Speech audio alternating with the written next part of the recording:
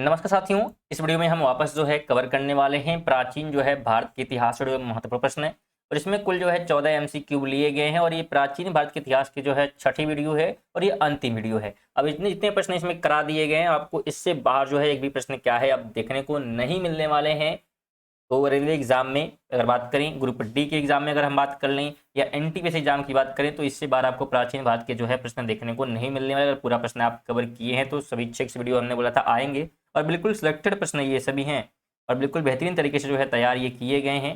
तो अगर आप नए हैं तो बिल्कुल चैनल से आप जुड़ सकते हो, क्योंकि रेगुलर बेसिस पे आपके सिलेबस वाइज जो है तैयारी यहाँ पे कराई जा रही है। और इसलिए आप सब्सक्राइब करना बिल्कुल फ्री होता है। और वीडियो आप अगर आए हैं तो बिल्कुल कंप्लीट देखें, अगर तैयारी मन से कर रहे हैं तो बिल्कुल कंप्लीट देखेंगे, क्योंकि तैयारी जब तक पढ़ेंगे नहीं बिल्कुल आपके एग्जाम जो है नहीं निकलने वाले हैं। आप सोचेंगे कि एक वीडियो हम देखेंगे और बिल्कुल पास कर लेंगे, तो ऐसा कुछ भी संभव नहीं है जब तक पूरा आप सिलेबस खत्म नहीं करेंगे।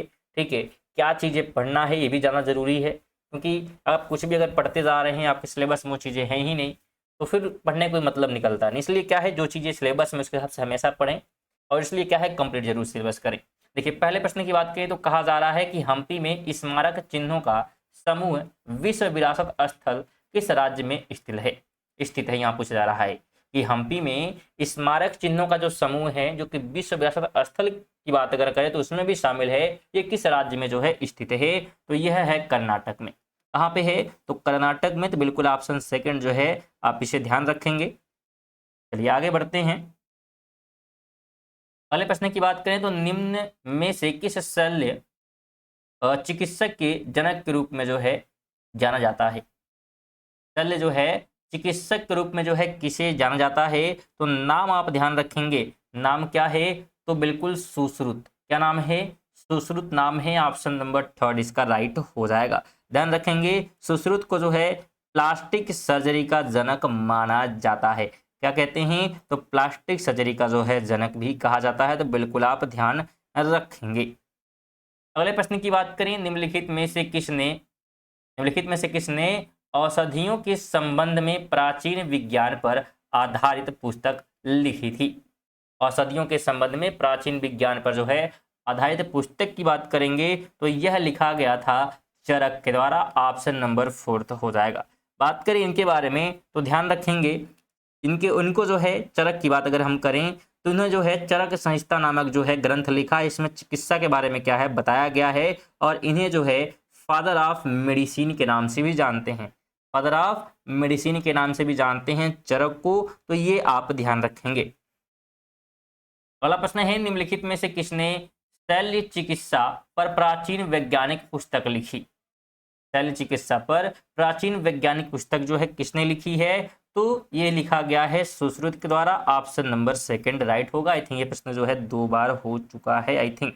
चलिए आगे बढ़ते हैं। तो कहा जा रहा है कि नाट्य शास्त्र जो कि नाटकीय कला के विषय में एक प्रसिद्ध ग्रंथ है, किसने लिखा है।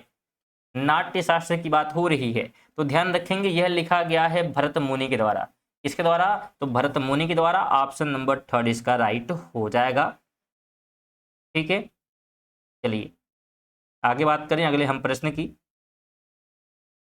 कहा जा रहा है कि तिरुवरूर और अजंता के मंदिरों की दीवारों पर किस प्रकार की चित्रकारी मौजूद है। तो इस पे जो चित्रकारी है हमें देखने को मिलती है भित्ति के रूप में। ऑप्शन पहला हो जाएगा। भित्ति जो है चित्र के किसी भी जो है कलाकृति को अगर हम बात करें तो सीधे दीवार, छत या अन्य जो है अस्थायी सतहों पर चित्रित जो है या लगाया जाता है। यह जो है पेंटिंग दक्षिण भारत में जो है अजंता से बादामी तक की भित्ति चित्रकला जो है परंपरा का विस्तार है। 7 कहता है ईरान का प्राचीन नाम क्या है। ईरान के प्राचीन नाम की बात करेंगे तो फारस या पर्सिया की बात करें, इसे ईरान को जो है कहा जाता था। ऑप्शन नंबर 4 राइट हो जाएगा। जो फारस शब्द है इसका प्रयोग जो है सदियों से किया जाता रहा है और इसकी जो उत्पत्ति है दक्षिण ईरान के एक क्षेत्र से हुई जिसे पहले फारस के नाम से जाना जाता था। 8 नंबर जो है हमें कहा रहा है कि कौन सा विकल्प जो है भारत के इतिहास के सही जो है कालानुक्रम को दर्शाता है। यानी इसको भी क्या है कालानुक्रम दर्शाना है। आइए हम बात कर लेते हैं एक एक के बारे में। देखिए, मौर्य अगर हम समाज की बात करें तो ये जो है 300 जो है ईसा पूर्व से लेकर 122 ईसा पूर्व तक है। ठीक है, इसके अलावा गुप्त हम साम्राज्य की बात कर लेते हैं। ये जो है तीसरी जो है शताब्दी से लेकर, तीसरी शताब्दी से लेकर, ठीक है, शताब्दी से लेकर जो है ये जो है कब तक, तो छठी जो है शताब्दी तक ये रहता है। अच्छा, मुगल की हम बात कर लेते हैं। तो मुगल जो है 1500 जो है 26 से लेकर जो है 1757 तक रहते हैं। और अगर हम दिल्ली सल्तनत की बात कर लेते हैं तो ये रहते हैं 1206 से लेकर 1206 से लेकर जो है 1226 तक।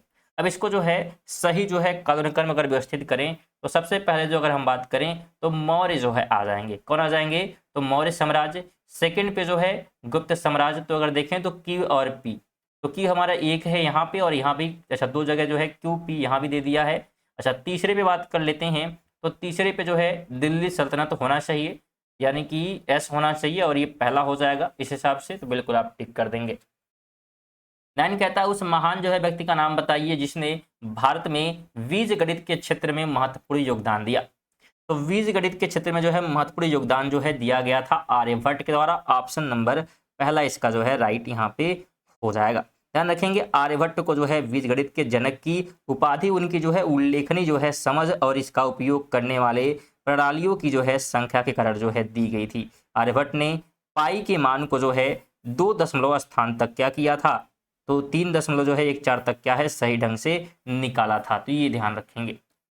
अगला प्रश्न है कि कथा सरित सागर में रचित कहानियों का एक संग्रह है। तो उन कहानियों के संग्रह को जो है क्या कहते हैं, उसे जो है बिल्कुल संस्कृत जो है इसमें लिखा गया है संस्कृत में। तो ये आप ध्यान रखेंगे, रचित जो कहानियों का एक संग्रह है। तो यहाँ पे आई थिंक प्रश्न भी थोड़ा सा गलती था। एक कथा सरित जो सागर है ये डैश में रचित कहानियों का संग्रह है। इसमें कहानी तो है लेकिन किस लैंग्वेज में है ये पूछा गया था, तो संस्कृत में ये ध्यान रखेंगे। और ये जो है 11वीं शताब्दी में लिखा गया था। कब, 11वीं जो है शताब्दी में। तो इस चीज़ को भी आप ध्यान रखेंगे। चलिए आगे बात करें तो वापस जो है हमको सुमेलित करना है।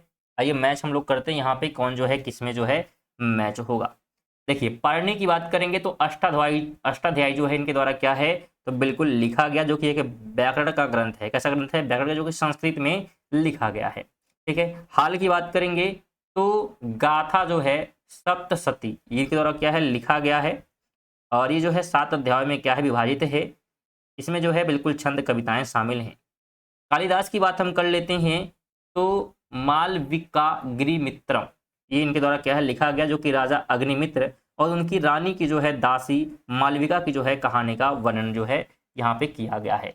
पतंजलि की बात कर लेते हैं तो महाभाष्य क्या है, महाभाष्य जो कि अष्टाध्यायी से जो है संस्कृत जो है व्याकरण के जो है चाइनीज जो है नियमों पर क्या है एक टिप्पणी जो है यहाँ पे इसमें दी गई है। तो इस हिसाब से जो है ऑप्शन नंबर 4 जो है राइट यहाँ पे हो जाने वाला है, यानी पहले का 3 होना चाहिए। चलिए आगे बात करें, निम्नलिखित में से जो है आदि पुराण के लेखक कौन हैं। तो आदि पुराण जो है लिखा गया है जिनसेन के द्वारा। ऑप्शन नंबर पहला यहाँ पे राइट हो जाएगा, जो कि एक दिगंबर जैन जो है भिक्षु और विद्वान थे। तो ये ध्यान रखें इनके बारे में। अगला प्रश्न है कि नंदिक लंबकम कविता में कितने जो है छंद हैं। इसमें जो छंद हैं कुल 80 हैं। कितने हैं, तो 80 हैं, बिल्कुल ध्यान रखेंगे। अगला प्रश्न है कि महाभाष्य ग्रंथ की रचना निम्नलिखित में से किसके द्वारा जो की गई है। तो हमने भी ऊपर देखा था कि पतंजलि ने क्या है इसकी जो है रचना यहाँ पे की है। तो ये थे हमारे जो है महत्वपूर्ण जो है प्रश्न। अच्छा, अष्टाध्यायी भी आप ध्यान रखेंगे, इनके बारे में भी लिखा गया है। तो वीडियो आपको जो है कैसी लगी है बिल्कुल कमेंट करेंगे, और वीडियो पसंद आई होगी वीडियो को लाइक करके बिल्कुल शेयर जरूर करें। विशेष रूप से आप सभी से निवेदन रहता है एक जो है शेयर का, और सब्सक्राइब बिल्कुल आप जरूर करें। चेक कर ले सब्सक्राइब किए हैं कि नहीं, सब्सक्राइब करना बिल्कुल फ्री है। और पीडीएफ के लिए आप टेलीग्राम से जुड़ सकते हैं, लिंक आपको डिस्क्रिप्शन में देखने को मिल जाएगी। चलिए मिलते हैं अगली वीडियो, तब तक के लिए जय हिंद, वंदे मातरम।